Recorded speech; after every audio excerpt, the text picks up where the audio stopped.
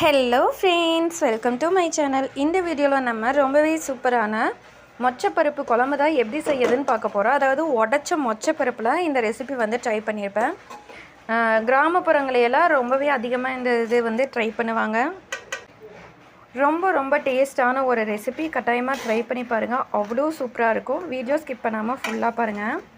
First இந்த recipe செய்கிறதுக்கு 1 cup அளவுக்கு மொச்சப்பருப்பை நல்லா வாஷ் பண்ணி எடுத்துக்கோங்க. இதில் தேவையான அளவு தண்ணி சேர்த்துக்கலாம். நான் இந்த ரெசிபி குக்கரில் தான் செய்ய போகிறேன். ஸோ குக்கரில் எடுத்துக்கிட்டேன். தண்ணி தேவையான அளவு சேர்த்துக்கிட்டேன். பூண்டு 6 பல், காரத்துக்கு ஏற்ப பச்சை மிளகாய் சேர்த்துக்கோங்க.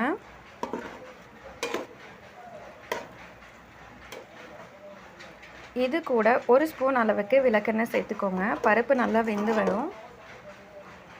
இது கூட 1/2 ஸ்பூன் அளவுக்கு மஞ்சள் தூள் சேர்த்துக்கலாம். இது கூட 1 கைப்பிடி அளவுக்கு சின்ன வெங்காயத்தை தோல் உரிச்சிட்டு சேர்த்துக்கோங்க. ரொம்ப டேஸ்ட்டை கொடுக்கும் சின்ன வெங்காயம் சேர்த்து செய்யும்போது. 1/2 ஸ்பூன் அளவுக்கு சீரகம், 1/2 ஸ்பூன் அளவுக்கு மிளகு சேர்த்துக்கோங்க. இது கூட 3 மீடியம் சைஸ் தக்காளியை பொடியாக கட் பண்ணிவிட்டு சேர்த்துக்கோங்க. இப்போ 3லிருந்து 4 விசில் போல் வச்சு எடுத்துக்கலாம். உப்பு எதுவும் சேர்க்க தேவையில்லை. பருப்பு வெந்ததுக்கப்புறம் நம்ம உப்பு சேர்த்துக்கலாம். பாருங்கள், பருப்பு நல்லாவே வெந்துருச்சு. ஒரு மத்து இல்லைன்னா இந்த கரண்டியிலே எல்லாத்தையும் ஒன்ஸ் நல்லா மிக்ஸ் பண்ணிக்கோங்க. எல்லாமே நல்லா குழஞ்சி வந்துடும்.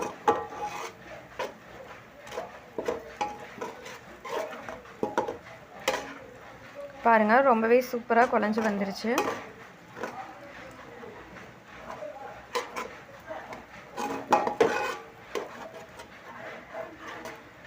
அடுத்தது ஸ்டவ் ஆன் பண்ணி குக்கர் வச்சுக்கோங்க. இதில் தேவையான அளவு ஆயில் சேர்த்துக்கோங்க. ஆயில் கொஞ்சம் அதிகமாகவே சேர்த்துக்கோங்க. 5லிருந்து 6 ஸ்பூன் போல் சேர்த்துருக்கேன். இதில் 1 ஸ்பூன் அளவுக்கு கடுகு சேர்த்து கடுகு நல்லா பொரிஞ்சதும் 8லிருந்து 10 பல் போல் பூண்டை நல்லா பொடியாக கட் பண்ணிவிட்டு சேர்த்துக்கோங்க. இந்த ரெசிபிக்கு டேஸ்ட்டு கொடுக்குறதே பூண்டும் வெங்காயம் மட்டும்தான். ஸோ இது ரொம்பவும் நல்லா வதக்கி எடுத்துக்கலாம். பூண்டை நல்லா கலர் சேஞ்ச் ஆகி வரட்டும். பாருங்கள், இது போல் கலர் சேஞ்ச் ஆனதும் பொடியாக நறுக்குன சின்ன வெங்காயத்தை 1 கைப்பிடி அளவுக்கு எடுத்துக்கோங்க.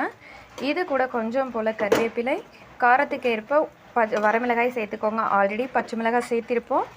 ஸோ பார்த்துட்டு சேர்த்துக்கோங்க, இல்லைன்னா ஸ்கிப் பண்ணிக்கோங்க. அவ்வளோதாங்க. இதில் நம்ம வேக வச்ச பருப்பு எடுத்து சேர்த்துக்கலாம். ஒன்ஸ் கொதி வந்ததும் ஸ்டவ் ஆஃப் பண்ணிக்கோங்க. உங்களோட திக்னஸுக்கு தகுந்த மாதிரி தண்ணியோட அளவை கூடி குறைச்சி வச்சுக்கோங்க. இது கூட கொஞ்சம் போல் பெருங்காயத்தூள் சேர்த்துக்கோங்க.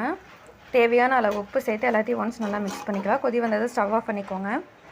பாருங்கள், இந்த மாதிரி தனியாட்டு இருந்துச்சு அப்படின்னா கொஞ்சம் நேரம் ஆக பருப்பு நல்லா கெட்டி ஆயிரும்.